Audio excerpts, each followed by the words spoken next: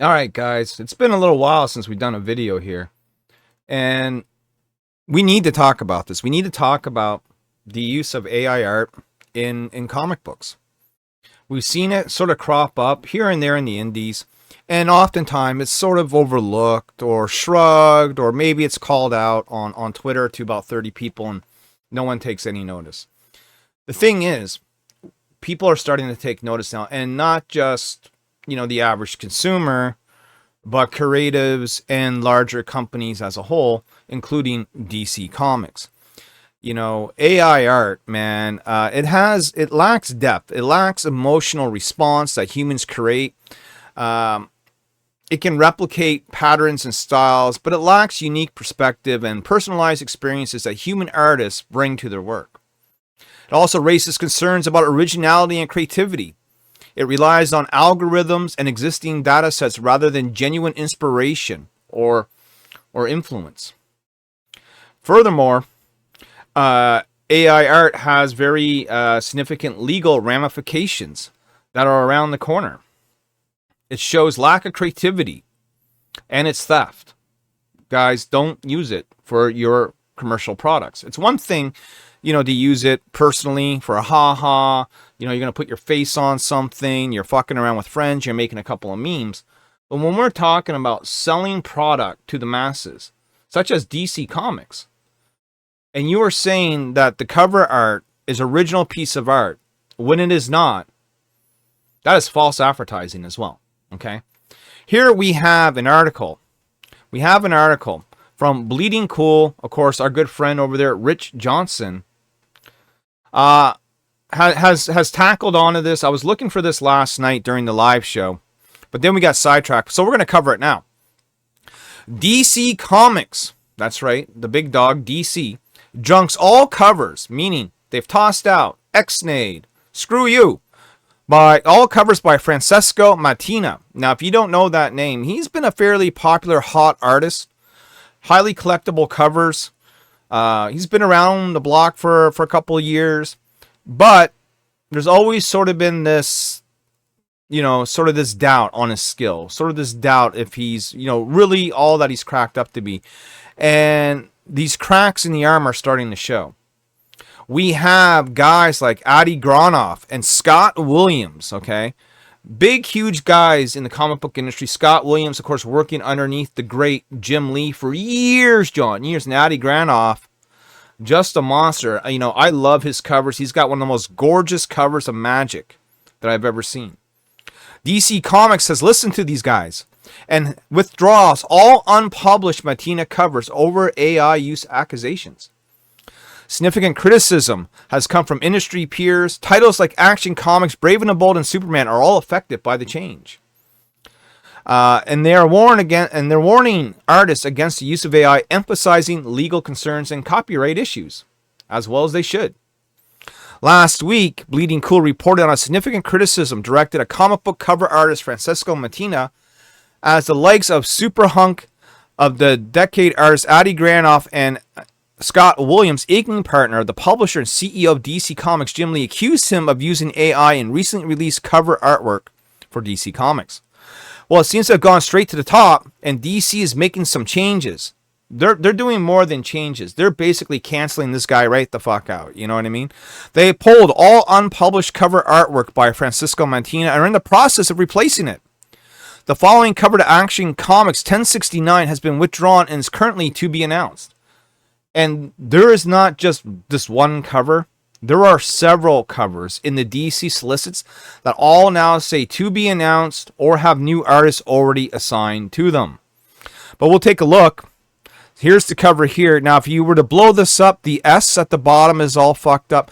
And here's another sort of tall tale sign that it's AI, is that you'll usually see an image in the middle. And if they want to include extra characters, they're usually background characters blended in. It's usually like this sort of triangle set here. You'll usually see that. And then the hands are often blurred out because they know they look wrong and wonky. Same with some of the finer details. They'll smudge it right out to hide their mistakes. It's like Paul Heyman, when he used to run wrestling, he would try and emphasize your strengths and hide all your weaknesses. Not that the weaknesses didn't exist, they just didn't want you to know. It's the same thing with the use of AI art. They're trying to make a fast buck with little work by doing a few prompts, maybe a few adjustments, and then cash in these $1,000 paychecks, if not more, for shit that probably takes them an hour to do. If that. If that. Okay, so this one here is being replaced. These covers here are being replaced. These two right here. This one here is the replacement. And as you can see, again, center image, background characters, sort of faded out, right? Center image, background character faded out. You can see this actually looks like real art. The Brave and the Bold 15, which is this comic here, has seen Mattina's cover replaced by the one of Kari Randolph. The same cover was also solicited for number 16, which now has a to be announced warning with it, meaning that cover is going to change.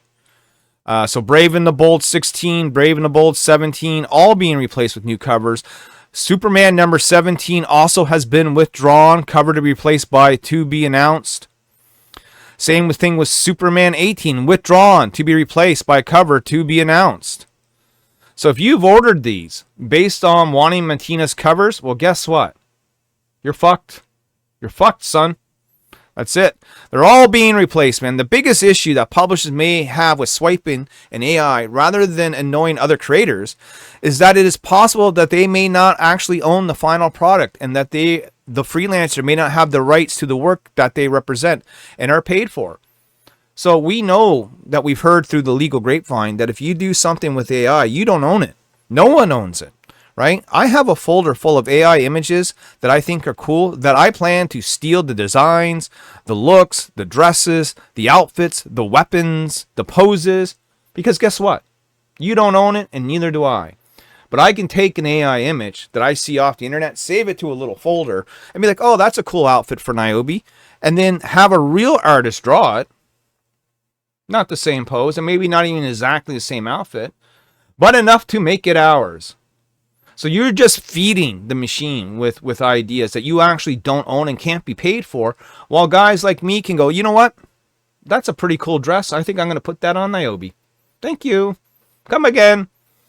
So it's a huge, legal and copyright issue. Editors hire you to turn in cover, and right now they're not on the lookout for AI art. They trust the work that these artists are submitting, and they absolutely shouldn't. There are AI checkers. They're not 100% foolproof, but they should be used. No conspiracy from DC. No nefarious editorial behavior. It's so rare, of course. Things get missed. It's purely on the artist if they make the choice. It's not rare. And things get missed all the time. If you look at the Todd McFarlane contest for Spawn that happened a few months back, he said no AI allowed this round. And guess what? Someone submitted an AI piece and won. It is absolutely crazy, ladies and gentlemen, that this is running rampant. I've seen comic book covers full out done by AI. I've seen people who have been accused of AI that are not AI. I've seen people who are saying they're legit artists but are using AI. And it is getting difficult to tell. And sometimes things look so pleasing to the eye that you're not noticing the minor mistakes. I've seen covers where there were 6 fingers and not 5. But no one really noticed because it blended in so well. But these mistakes are there. Look for them. And when someone hands you in a piece of art as a creator, and it looks off, maybe question into it. See the process. It's coming to the point where artists are really going to have to start showing their processes to people, guys. It's just the way it is. With that being said, though, if you agree with me, or if you don't agree with me, let me know down in the comments below. Either praise Caesar or hate Caesar. It doesn't matter. Like or dislike the video. Share it around. Call me a fool or call me a god. I don't care. What I do care about is that you buy Nyobi, my comic book, on June 26th at local comic book shops. Nyobi Outbreak #1 on sale. And if you have a trouble finding Nyobi, first of all, get them to order Antarctic Press. And second of all, catch up by shopping on eBay. Just do Nyobi comic search on eBay. You are going to find me. Great back issues, rare and hard to find sexy variants await you on my eBay store. And once again, I want to thank you for watching and stay tuned for more videos. And once again, We're on the road to 200 subscribers. No, not 200. 2,000 subscribers. So go ahead and sub up. I want to get there by the end of summer, guys. Let's help make it happen for the captain. Peace.